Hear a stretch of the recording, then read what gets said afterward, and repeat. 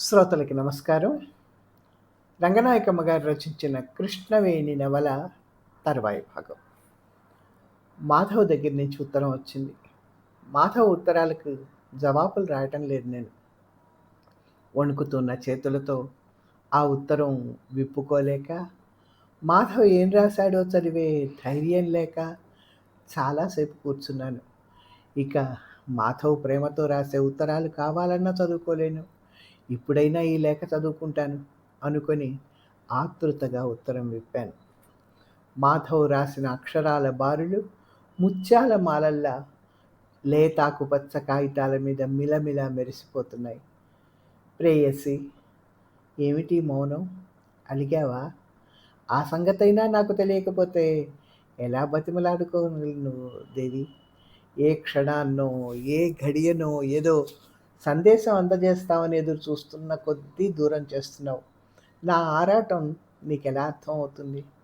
నిన్ను స్మరించని క్షణం, నిన్ను ధ్యానించని ఘడియ ఉందా? సదా జాగ్రత్తావస్థలో, నిద్రావస్థలో ఛాయగా వెన్నంటుతున్నావే. ఎన్నాళ్ళిలా ఊహలతో కాలం గడపను వేణు? ఇక నాకు సాధ్యం కాదు. ఇంకా నీకు దూరంగా క్షణం కూడా ఉండలేననిపిస్తోంది. ఎంత తొందరగా నిన్ను నా దరికి చేర్చుకుంటానా? ఎంత తొందరగా నా ముద్దుల భార్య ఈ గృహాన్ని పావనం చేస్తుందా అని ఒకే తహతహ. ఆ బంగారు క్షణం ఇంత దగ్గరలోనే ఉందనుకుంటే మనసు ఏమిటో అయిపోతోంది వేణు. వెన్నెల్లో ఏదో మాధుర్యం ఉంటుందంటారు. విన్నదే కానీ అనుభవించింది లేదు. కానీ నిజమేననిపిస్తోంది ఒక్కొక్కసారి. మల్లె పువ్వులా విచ్చుకుంటున్న పండు వెన్నెల్లో పడుకొని చందమామలోకి చూస్తూ ఉంటే అక్కడ నీ రూపమే సాక్షాత్కరిస్తుంది. చేతులు జాపుతున్న కొద్దీ దూరం అవుతావు. నేను బాధపడితే చూసి సంతోషించాలనిపిస్తుంది నీకు. కానీ నువ్వలా ఆకాశంలో కూర్చొని మురిపిస్తూ ఉంటే, నక్షత్రాలలో నక్షత్రంలా మెరిసిపోతూ ఉంటే చూసి సంతృప్తి పడడం నాకు సాధ్యం కాదు. నిన్ను అందుకోలేని వాడిని వేణు. నన్ను కరుణించి దిగిరావు అనుకుంటాను. ఎందుకో నా కళ్ళల్లో నీళ్లు తిరుగుతాయి. తప్పు మాధవ్, వచ్చేసాను కదూ, ఎప్పుడు ఇక్కడే ఉంటాను అంటూ నన్ను నీ హృదయానికి అదుముకొని నా కన్నీరు తుడిచినట్టు ఊహిస్తాను. నువ్వు దగ్గరుంటే నేనెన్నడూ కన్నీళ్లు కార్చను వేణు. శాశ్వతంగా నా కన్నీరు తుడిచి నన్ను నవ్వించగల నా ప్రేయసివి నువ్వే కృష్ణ. మన ప్రణయానికి ఇక్కడ ప్రకృతి కూడా శోభనిస్తుంది. ప్రతి సంధ్యా సమయంలోనూ అలా ప్రకృతి మాత ఒడిలో షికార్లు చేస్తాం. ఎత్తైన చెట్లు, పచ్చిక పరుపులు, రాతి గుట్టలు, ఆటలకి దాగుడు మూతలకి కోరుకున్నన్ని అందాలిక్కడ. ఎక్కడా దొరకని అందాలు. పచ్చిక పరుపుల్లో వాలి కబుర్లు చెప్పుకుంటూ సూర్యాస్తమయం చూస్తూ గడపాలని నీకు లేదు? ఎంత బుజ్జగించి అడిగినా ప్రతి విషయం గుట్టుగా దాచుకుంటావు. కానీ నీ మనసు నాకు తెలుసు వేణు. అందుకే నేనెంత ఆరాటపడేది. మనం కలిసి ఉండే ప్రతి రాత్రి కోయిలకు వస్తుంది, వెన్నెల పూస్తుంది. కానీ వెన్నెల నీకన్నా తెల్లగా ఉంటుందా? కోయిల నిన్ను మించి మధురంగా పాడుతుందా? లేదు. వెన్నెల అందం, కోయిల కంఠం నీలోకే వచ్చి చేరాయి. నీతో ఏది పోటీ పడినా దానికే పరాజయం. నేను అంతే మరి. నీ దగ్గర ఓడిపోవడం నాకిష్టం. నేను చెయ్యబోయే పని చాలామందిని, ముఖ్యంగా నా స్నేహితుల్ని ఆశ్చర్యంతో పాటు ఆనందంలో ముంచేస్తుంది. వాళ్ళు క్లబ్‌లో ఏ పేకాటకి పిలిచినా, సినిమాలకు ఆహ్వానించినా, సిగరెట్ అందించబోయినా మర్యాదగా తిరస్కరిస్తూ ఉంటాను. అక్కడ పత్రికలు చదువుతూ కూర్చుంటాను. అందుకే వాళ్ళు నన్ను హేళన చేస్తూ ఉంటారు. అలా పర్వతాల పైకి పోతే నీ జట్టుకి మునీశ్వరులుంటారట. మాలాంటి వాళ్ళ మధ్య ఇక్కడెందుకు నువ్వు? నీకు ఆటలు వద్దు, పాటలు వద్దు, సినిమాలు వద్దు, షికార్లు వద్దు, ఏది వద్దు. అందుకే నువ్వెక్కడున్నా ఒకటే. వెళ్ళు వెళ్ళు అరణ్యాల్లోకి అంటూ నవ్వుతారు. నేను వాళ్ళతో కలిసి నవ్వుతూ ఉంటాను. కానీ వాళ్ళు హేళన చేస్తున్నట్టు నేను మునీశ్వరుణ్ణి కాను. నేను ప్రేమకు దాసుణ్ణి, ప్రేమకి బానిసని. సుస్థితో బాధపడుతున్నావో, పరీక్షల హడావిడిలో నలిగి విశ్రాంతి తీసుకుంటున్నావో, నన్ను మురిపించాలని సరదా పడుతున్నావో, ఎందుకో మరి ఉత్తరాలు మాత్రం ఆపుచేశావు. నాకు 2 రోజుల్లో ఎటువంటి ఉత్తరము రాకపోతే బయలుదేరొచ్చేస్తాను. ఉండలేనిక్కడ. ఒక్క మాట. నీ కనుసన్నుల, నీ చిరునవ్వుల జీవితమంతా గడిపేయాలి. అదే ఆ ఒక్క మాట. నీ జాబు కోసం స్వాతి వానకై ముత్యపు చిప్ప ఎదురు చూస్తూ ఉంటాను. ప్రేమతో నీవాడు మాధవ్. నీవాడు మాధవ్. కన్నీళ్లు రాల్చుతూనే మాధవ్ ఉత్తరం పూర్తి చేశాను. ఉత్తరం చదువుతున్నంతసేపు జలజల రాలుతున్న కన్నీటి బిందువులు పడి అక్షరాలన్నీ కరిగిపోయాయి. మాధవ్ రాసిన అటువంటి రాతలు నాకు కొత్త కాకపోయినా ఆ ఉత్తరంలో ఎంతో కొత్తదనమే గోచరించింది. వెర్రి మాధవ్ ఇంకా అమాయకంగా ఆలోచిస్తున్నాడు. ఈ పిడుగుపాటును ఎలా తెలియచేయను? భయంతో కంపించిపోయాను. కానీ తప్పదు. మాధవ్‌కి చెప్పుకొని ఏడవటంలోనైనా మనశ్శాంతి ఉంటుంది. మొండి పనులు చేసే నా వంటి దానికి మొండి ధైర్యానికేం తక్కువ? ఆ ధైర్యంతోనే రాసేశాను. నమస్తే మాధవ్. మీ ఉత్తరాలు అందుతున్నాయి. జవాబులిచ్చే సాహసం లేక తప్పుకుంటూ వచ్చాను. కానీ ఎన్నాళ్ళు తప్పుకుంటాను? ఈ ఉత్తరం చదివి, ఈ విషయం తెలిసి మీరేమవుతారో ఊహించే ధైర్యం లేదు నాకు. నా పెళ్ళి శ్రీ శ్యామసుందర్ ఎంఏతో నిశ్చయమైపోయింది. ఎన్నో విషయాలు ఆలోచించిన మీదట ఈ నిర్ణయానికి లొంగిపోవాల్సి వచ్చింది. ఎక్కువగా చెప్పటానికి నోరు రాదు. క్షమించమని కోరనూ లేను. కృష్ణవేణి. మొండి ధైర్యంతోనే ఆ ఉత్తరం పోస్ట్ డబ్బాలో వేసేశాను. అప్పటినుంచి ఏ క్షణానో ఏదో భూకంపం వంటి ఆపద విరుచుకు పడుతుందని ఎదురుచూస్తూనే ఉన్నాను. అనుకున్నట్టే అయింది. మాధవ్ వెంటనే జవాబు రాశాడు నిర్ఘాంతపోతూ. కృష్ణవేణి, నీ ఉత్తరం చదివితే నాకేమీ అర్థం కాలేదు. ఆలోచిస్తున్న కొద్దీ నువ్వు రాసిన విషయం నిజమేనేమోనన్న అనుమానం ప్రారంభమైంది. నీ పరీక్షలైపోయినాయని, ఎదురు చూస్తున్నానని నువ్వు రాసిన ఉత్తరం కూడా 10 రోజుల ఆలస్యంగా ఈ ఉత్తరంతో పాటే అందింది. ఒక ఉత్తరంలో నా కోసం ఎదురు చూస్తున్నానని రాశావు. దాని తర్వాత వారం రోజుల్లో పెళ్లి ఉత్తరం రాశావు. ఏమిటిది? ఈ 2 ఉత్తరాలకు మధ్య ఏం జరిగింది? ఈ విషయాల గురించి ఇక్కడేమీ ఆలోచించలేను. బయలుదేరి వస్తున్నాను. నన్ను పార్కులో కలుసుకొని నువ్వు చెప్పవలసిందేమన్నా ఉంటే చెప్పు. మాధవరావు. మాధవ్‌కి కోపం వచ్చింది. అవును, వస్తుంది. నేను ఆడుతున్న నాటకానికి మనిషి అయిన ఏ వ్యక్తికైనా కోపం వస్తుంది. అసహ్యం వేస్తుంది. ఏం చేయను? అనుభవించాల్సిందే. కానీ మాధవ్ వస్తాడు. ఎలా మొహం చూపించను? ఏమని సంజాయిషి చెప్పుకోను? అసలు ఎన్ని గుండెలతో మాధవ్‌కి ఎదురుపడను? నాకేమీ తోచటం లేదు. నేను మాధవ్‌ని కలుసుకోలేను. ఆ కళ్ళల్లోకి చూడలేను. ఏదేమైనా పార్క్‌కి వెళ్ళను. మాధవ్‌ని కలుసుకోను. మర్నాటి ఉదయం 8 గంటల ప్రాంతాన హోటల్ దిల్‌కుష్ నుంచి నాకు ఫోన్ కాల్ వచ్చింది. ఎవరు పిలిచేది నాకు తెలుసు. మాధవ్ వచ్చేశాడనుకుంటే ఒళ్ళు జల్లుమంది. ఇప్పుడు కిందికి రాలేను వదినా, లేనని చెప్దు అంటే వదిన వెళ్ళిపోయింది. దుఃఖం ముంచుకొచ్చింది. మాధవ్‌తో మాట్లాడాలి అని తహతహలాడిన నేను ఇప్పుడు మాధవ్‌ని తప్పించుకోవాలని ప్రయత్నిస్తున్నాను. అరగంటలో వదిన మళ్ళీ పిలిచింది. ఒకసారి మన ఇంటికొచ్చిన లెక్చరర్ మాధవరావట కృష్ణవేణి. మళ్ళీ పిలుస్తున్నాడు. వచ్చి కొంచెం చూడకూడదు? మీ లెక్చరరే కదా, రాకపోతే బావుండదు అంది. గత్యంతరం లేక గుబగుబలాడుతున్న గుండెలతో వెళ్ళాను. రిసీవర్ అందుకుంటుంటే చేయి వణికింది. మొండి ధైర్యంతో నిలబడ్డాను. హలో, ఎవరండి అన్నాను. కృష్ణ, నువ్వేనా మాట్లాడేది? నువ్వే కదూ? అవును, నేనే కృష్ణవేణిని. మీరు మాధవ్‌ని వేణు పోల్చుకోలేకపోతున్నావా? అరగంట కిందటే వచ్చాను. వస్తూనే నీకు ఫోన్ చేశాను. నువ్వు లేవని చెప్పారు. ఎక్కడికెళ్ళావు? ఈ అరగంట నువ్వు వచ్చి పిలుస్తావేమోనని ఫోన్ దగ్గరే కూర్చున్నాను. నా ఉత్తరం అందింది కదూ? అందింది. ఎందుకంత పొడి పొడిగా మాట్లాడుతున్నావు కృష్ణ?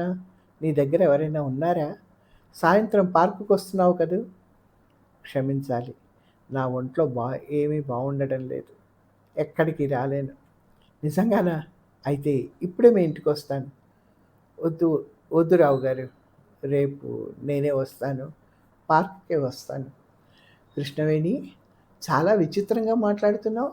చాలా మార్పుగా ఉన్నావు. ఏమిటిదంతా?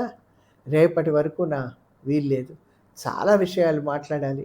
సాయంత్రం పార్క్‌కి రా, లేకపోతే నేనే మీ ఇంటికొస్తాను. అవసరం లేదు. సాయంత్రం నేనే వస్తున్నాను.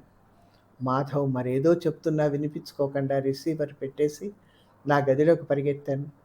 మరికొన్ని గంటల్లో మాధవ్‌కి ఎదురుపడి విషయం చెప్పుకోవాలి. ఏమని? నాకు పెళ్ళని, నా భర్త శ్యామసుందరని, అదంతా నిజమే అని. మాధవ్ చాలా కోపంగా, ఆవేశంగా ఉన్నాడు. వెళ్ళి ఏం మాట్లాడను?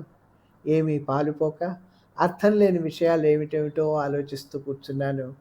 కిందటిసారి తహతహతో పలు విధాల అలంకరించుకొని పొంగి పొరలుతున్న ఉత్సాహం గుండెల్లో దాచుకొని సిగ్గుదొంతరల ముసుగు కప్పుకొని అభిసారికనై అడుగు తీసి అడుగు వెయ్యటమే భారంగా వెళ్ళి చేరానే.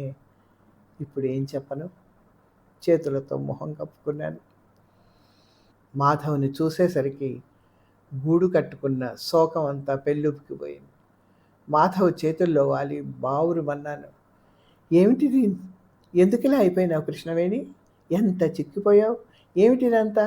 అంటూ మాధవ్ విస్మయంతో అడుగుతున్న కొద్దీ మౌనంగా ఏడ్చాను.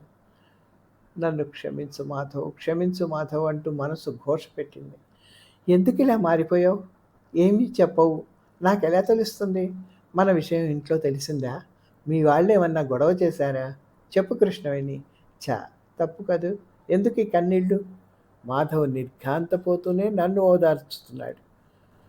నన్ను క్షమించు మాధవ్. నీకు తీరని అన్యాయం చేశాను. అస్పష్టంగా చెప్పుకున్నాను. అబ్బా! నువ్విలా ఏడవకూడదు వేణు. నేను సహించలేను. నీకేం భయం లేదు. నా దగ్గరెందుకు జంకుతావు? నాకు నువ్వేం అన్యాయం చేయలేదు. ఇటు చూడు. ఛ! చిన్నపిల్లల ఏంటి ఏడుపు? మాధవ్ నా కన్నీళ్లు తుడిచి దగ్గరికి చేర్చుకున్నాడు. ఎంత అమాయకుడివి మాధవ్! ఇంకెలా చెప్పను? అనుకున్నాను. మాధవ్ కళ్ళలోకి చూడలేక తల తిప్పుకొని కింద కూర్చున్నాను. అప్పటి వరకు పాల పొంగులా పొంగుకొచ్చిన దుఃఖం కొంతవరకు అణిగిపోయింది. మాధవ్ కూడా క్షణం మౌనంగా ఊరుకొని అడిగాడు. నువ్వు వ్రాసిన సంగతి నిజమేనా? ఆ మాటల్లో ఏదో తీవ్రత ధ్వనించింది. మౌనంగా ఊరుకున్నాను. కృష్ణవేణి, నీకు పెళ్ళా? నీకు పెళ్ళా? నేను నమ్మను. ఇదే హాస్యం? ఇంతసేపా హాస్యం? హాస్యం అంటే నవ్వించాలి. ఇదా హాస్యం? అని నవ్వాడు మాధవ్. నా కన్నీళ్లు కళ్ళల్లో ఇమడలేక చెంపల మీదకి ధారలు కట్టాయి. అతను భయపడిపోయాడు. నా పెళ్ళిని నిజమేనని నమ్మాడు. నిర్ఘాంతపోతూ, మీ వాళ్ళెవరైనా ఒత్తిడి చేశారా? అన్నాడు. లేదు, ముక్తసరిగా అన్నాను, కళ్ళు తెరుచుకుంటూ. మాధవ్ ఆశ్చర్యంగా అడిగాడు. ఎందుకిలా మనసు మార్చుకున్నావు కృష్ణవేణి? నీ ధోరణే నాకు అయోమయంగా ఉంది. నా మీద నమ్మకం పోయిందా? ఇన్నాళ్ళు చెప్పిన కబుర్లు ఏమైపోయాయి? ఇప్పుడు పెళ్లి చేసుకుంటున్నావా? ఆశ్చర్యపోతూ ఆగిపోయాడు. నా కళ్ళలో గిర్రున నీళ్లు తిరిగాయి. నిశ్శబ్దంగా ఒత్తుకున్నాను. మాధవ్ నా మొహం తన కేసి తిప్పుకొని ఆతురతగా కళ్ళలోకి చూశాడు. నాకు చెప్పు కృష్ణవేణి, ఎందుకు ఇలా మారిపోయావు? అది చెప్పు. నన్ను క్షమించు మాధవ్. ముందు సంగతులన్నీ ఆలోచిస్తే ఇదే ఉత్తమం అనిపించింది నాకు. దృఢంగానే అనగలిగాను. మాధవ్ నిశితంగా చూశాడు. ముందు సంగతులా? ఏమిటా సంగతులు? మనం కలిసి ఉండాలంటే ఏ పరిస్థితులు అనుకూలంగా లేవు మాధవ్. నువ్వు ఇలా గుంభనంగా మాట్లాడకు. నువ్వు ఆలోచించేదేమిటో విశదంగా చెప్పు కృష్ణవేణి. నేను రహస్యంగా లేచొస్తే నా తల్లిదండ్రుల విషయం ఆలోచించు మాధవ్. వాళ్ళనంత అవమానపరిచి ఈ విషయం నీకు మొదటి నుంచి తెలీదా? తెలుసు. నిర్లక్ష్యం చేశాను. మరి ఇప్పుడు ఇంత లక్ష్యం చేయాల్సిన అవసరం ఏమొచ్చింది? ఒకసారి నీకు భయంగా లేదా అని నేను అడిగిన దానికి ఏమన్నావో గుర్తుందా? భయం దేనికి? ఎవరిష్టం వారిది అనలేదు. ఇంతలోనే ఏమిటి కబుర్లు? ఎందుకు ఇలా నన్ను? ఏదో అనలేక ఆగిపోయాడు. అందుకే ఇంత బాధపడుతున్నాను మాధవ్. ఆనాడే ఇంత ఆలోచించి ఉంటే అవును. ఇప్పుడే నీకు కొత్త తెలివితేటలు పుట్టుకొచ్చాయి. ఇంకా ఎందుకిలా మభ్యపెట్టాలనుకుంటున్నావు కృష్ణవేణి? ఆ శ్యామసుందరి ఎదుట ఈ బీద మాధవరావు ఎంతటి వాడు అనిపించిందా? మాధవ్, ఎంత మాట మాధవ్! నన్ను అపార్థం చేసుకుంటున్నావు మాధవ్. నీ అంతస్తులు నేను దృష్టిలో ఉంచుకుంటే ఈ స్నేహం ఇంతవరకు వచ్చేదా మాధవ్? మరి నువ్వెందుకిలా మనసు మార్చుకున్నావనుకోను? ఇంట్లో ఎవ్వరూ ఒత్తిడి చేయలేదంటావు. ఇన్నాళ్ళు ఆలోచించని విషయాలేవో ఆలోచించానంటావు. ఏమిటది? నేను కొంచెం తేరుకున్నానేమో అప్పటికి. మాధవ్ మొహంలోకి చూస్తూ మాట్లాడాను. నా భవిష్యత్తు ఆలోచించి ఇలా మనసు నడుచుకుంటున్నాను మాధవ్. అరుణ కాపురానికొస్తే నా గతేం కావాలి? అరుణ కాపరానికొస్తుందా? మాధవ్ విస్తుపోయాడు. అది మనసులో ఉంచుకొనైనా ఇలా మార్చుకున్నావు కృష్ణవేణి? నిజంగా అరుణ వస్తుందనే అనుకుంటున్నావా? రూఢిగా అనుకోకపోయినా అనుమానించడానికి ఆస్కారం లేదా? రాదని ఎలా అనుకోగలం? నీకు తెలియదు కృష్ణవేణి. అరుణ అంత సున్నితమైన మనిషి కాదు. మనసు మార్చుకొని కాపరానికి వస్తుందనేది కలలో కూడా జరగదు. పోనీ పంతానికి రావచ్చుగా? ఎవరి మీద పడుతుంది పంతం? వస్తే వచ్చిన దారినే వెళ్తుంది. బతిమాలినా ప్రాధేయపడినా ఏది ఏమైనా నువ్వు ఉండగా అరుణకి నాకు సంబంధం ఉండదు. ఎందుకు ఇలా అనుమానిస్తున్నావు కృష్ణవేణి? కానీ అరుణ కేసు పెడితే? కేసు పెడుతుంది. ఎందుకు పెట్టదు? ఆ విషయం నేను ఆలోచించకపోలేదు. కానీ మనం రిజిస్టర్ మ్యారేజ్ చేసుకోవటం లేదు కదా!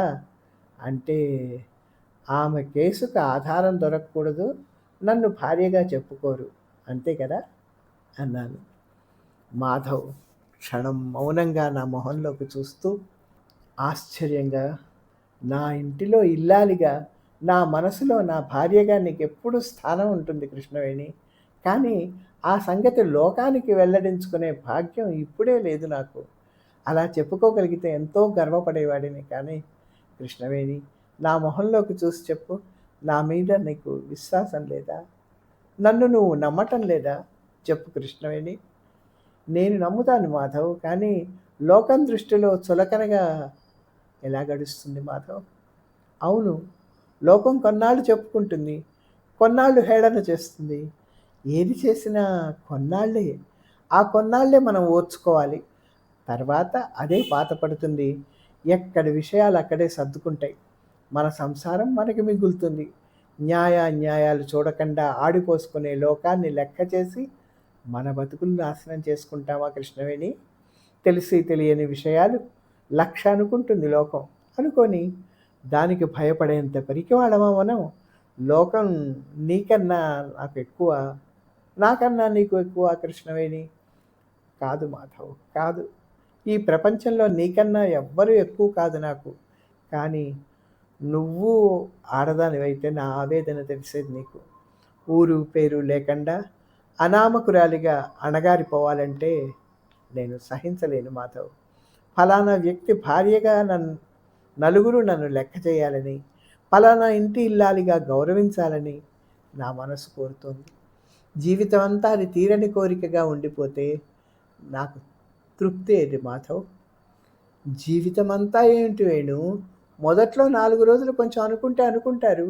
మనం కలిసి భార్యాభర్తలుగా ఒక కుటుంబంగా ఉంటాం. అందరూ సరిగ్గానే అర్థం చేసుకుంటారు. మనం మొదటి నుంచే అనుకున్నదేంటి? ఎంత నిర్మలంగా మాట్లాడాడో! నేనేం చెప్పగలను? నాకు పెళ్ళే నిర్ణయం అయిపోయింది. నాకు నేనే దోషిగా కనబడ్డాను. మౌనం వహించాను. చాలాసేపు మాధవ్ ఎటో చూస్తూ ఉండిపోయాడు. నువ్వింత కఠినంగా మనసు మార్చుకుంటావని లీలగానైనా ఊహించలేకపోయాను. ఆదిలో నేను ప్రాధేయపడితే అంగీకరించావు, నమ్మాను. ఎంతో కవ్వించావు, ఎంతో ప్రోత్సహించావు, ఎన్నో ఆశలు రేకెత్తించావు. మోడువారిన జీవితం తిరిగి చిగురిస్తుందనే అనుకున్నాను. నేను దురదృష్టవంతుణ్ణి కాను అని సంతోషించాను. కానీ చివరికి ఇంత భయపడతామని ఊహించలేదు. మాధవ్, నన్ను క్షమించు మాధవ్. గతమంతా నాకు విప్పి చెప్పనవసరం లేదు. అంతా నాకు తెలుసు. నేను చేసిన అన్యాయం నన్ను విడిచిపెట్టదు. ప్రతిఫలం అనుభవించకుండా తప్పుకోవాలని నేను అనుకోవటం లేదు. కానీ నేను కోరేది ఒక్కటే, నన్ను అర్థం చేసుకో. నేను ఉంపుడు గత్తెగా ఉండలేను. భార్యగానే ఉండాలి. నేను భార్యని కానని ఎవరైనా అనుకుంటే నేను భరించలేను. ఇన్నాళ్ళు నా ప్రవర్తన నటన కాదు. నన్ను అర్థం చేసుకొని క్షమించు. నువ్వు క్షమిస్తావు మాధవ్, క్షమిస్తావు అంటూ ఏడ్చాను. ఆలోచిస్తూ ఉండిపోయిన మాధవ్ ఏదో దృఢంగా నిశ్చయించుకున్నట్టు నా మొహంలోకి చూశాడు. నేనొకటి నిర్ణయించుకున్నాను కృష్ణవేణి, నువ్వు చదువు ఆపేయకు. నీకు అరుణ వల్ల ఆటంకం లేకుండా విడాకులకి వెంటనే దావా వేస్తాను. ఇన్నాళ్ళు అదంతా అక్కర్లేదనుకున్నాను. విడాకుల తర్వాతే బహిరంగంగా 10 మంది ఎదుట పెళ్లి చేసుకుందాం. ఆలస్యమే అవుతుంది అవని, నిన్ను మాత్రం పోగొట్టుకోలేను. మనం విడిపోవద్దు. నేను జవాబు చెప్పలేదు. ధైర్యం చాలటం లేదు. మాధవ్ నా మొహం ఎత్తి తన ధోరణిలో చెప్పుకుపోతున్నాడు. నిన్ను వదులుకోలేను వేణు, నీ చల్లని స్నేహం మర్చిపోలేను. పవిత్రమైన నీ హృదయంలో ఎంతో స్థానం ఇచ్చి ఎలా తోసేసావు వేణు. నన్ను మర్చిపోతావా? నీ మాధవుని మర్చిపోతావా? ఒక్క మాట చెప్పు వేణు. నేను కావాలని నీ మనసు ఆరాటపడడం లేదా? చెప్పు వేణు. మాధవ్ గొంతు గద్గదికమైంది. చూస్తూ ఉండగానే మాధవ్ కళ్ళల్లో నీరు తిరిగింది. అతని చెంపలు తడుస్తున్నాయి. మాధవ్ ఏడుస్తున్నాడు. నా మనసు విలవిల్లాడింది. మౌనంగా నా కొంగుతో మాధవ్ చెంపలు తుడిచాను. మాధవ్ నా చేతులు తన చేతుల్లోకి తీసుకున్నాడు. పెళ్ళైన వాడిని నన్ను అనుమానిస్తున్నావా? నన్ను నమ్మలేవా? నీ మనసు మార్చేసుకున్నావా? నా స్నేహం క్షణికమని భావించకు వేణు. విడాకులయ్యేదాకా అన్ని సంవత్సరాలు దూరంగా ఉండగలవా? ఇద్దరం మా ఇంటికి వెళ్ళిపోదాం. కాదనకు. నా కోసం, నీ మాధవ్ కోసం అంగీకరించు వేణు. ఎన్ని కోరికలు పుట్టించావో, ఎన్ని ఆశలు రేకెత్తించావో మర్చిపోతున్నావా? నేనేం కావాలి వేణు? వెన్న వంటి నీ మనసు ఎందుకింత పాషాణం అయిపోయింది వేణు? నిజంగా నా మనసు పాషాణమే అయింది. మాధవ్ ఎన్ని విధాల ఎంత ప్రేమగా వేడినా, ప్రాధేయపడినా కరగనంత కాఠిన్యం నింపుకుంది. మాధవ్ని ఒక్క మాట అడగాలని మనసు ఆరాటపడింది. ఇక్కడికి ఆపుతాను. రచయిత్రి చెప్పినటువంటి కొన్ని సవరణలు మాత్రమే ఉన్నాయి, అవి చెప్తాను. మాటల్లో అరుణ ఇక రాదు అని మాధవ్ అంటాడు కదా, అట్లా అనడం కాదు. అరుణ వచ్చినా నేను ఒప్పుకోను. ఆమెతో సంబంధం ఎప్పుడో పోయింది, ఇక ఉండదు అనాలి. మరొక చోట మాధవ్ విడాకుల ప్రయత్నం చేస్తానంటున్నాడు. కానీ అంత దూరం భరించలేక ఇప్పటి నుంచే కలిసి ఉందాం అని కూడా అంటున్నాడు. అలా అన్నప్పటికీ కృష్ణవేణి ముందు విడాకులే జరగాలి, అప్పటిదాకా ఉత్తరాలు రాసుకుంటూ ఉందాం మాధవ్. నువ్వు విడాకుల ప్రయత్నం ప్రారంభిస్తే మన సంగతి మా వాళ్ళకు కూడా చెప్పేస్తాను. విడాకులు అయ్యాకే కలిసి ఉంటామని చెప్తే మా వాళ్ళు కాదనరు అని చెప్తే మాధవ్ సంతోషంగా ఆ ప్రయత్నం మీదే ఉంటాడు. కానీ కృష్ణవేణికి ఇక తన ప్రేమ మీదే విలువ పోయింది. కథలో పాత్రల్ని రచయితలు ఎలా నడిపితే అలా నడుస్తాయి. అయినప్పటికీ రచయితను దూరంగా పెట్టి పాత్రల నడకలనే పరిశీలించాలి. ఏ పాత్ర ఎలా ఉందో చూడాలి. ఆ తర్వాత రచయితలకి అక్షంతలో అభినందనలో అందుతాయి. కృష్ణవేణి పాత్ర ఎలాంటిది అని చూస్తే ఏం తేలుతోంది? ప్రేమ కోసం ఆర్భాటం తప్ప నిజమైన విలువలు లేని పాత్ర అని తేలుతోంది. విన్నందుకు ధన్యవాదాలు.